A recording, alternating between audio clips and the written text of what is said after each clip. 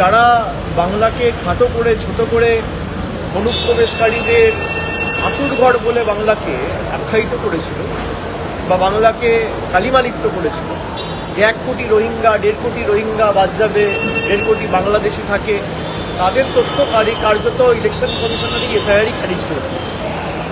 এবং প্রত্যেকটা সামারি ডিভিশনে, স্পেশাল সামারি ডিভিশন যখন হয় 1.5-2% এমনিই বাদ যায়। তো এবারেও যে 24 লক্ষ ডেথ বেরিয়েছে সেটা দেখা গেল 2%, সেটা অ্যাভারেজে প্রত্যেকটা সামারি ডিভিশনেই বাদ যায়।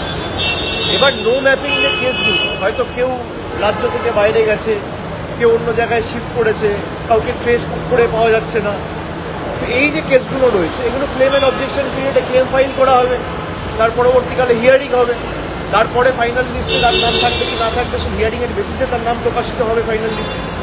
এটাকেই ফাইনাল লিস্ট ধরে নেওয়ার কোনো কারণ নেই।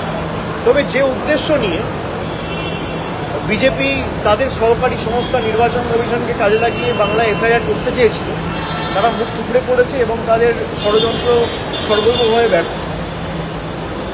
এবং বাংলাকে যারা অপমানিত করেছিল বাংলাদেশিদের আঁতুড়ঘর বলে, তাদের উচিত জনসমক্ষে এসে কান ধরে বাংলার 10 কোটি মানুষের কাছে ক্ষমা চেয়ে ভারতবর্ষের কাছে অন্ততপক্ষে বাংলাকে বদনাম করার জন্য কান ধরে উঠবস করে ক্ষমা চাওয়া।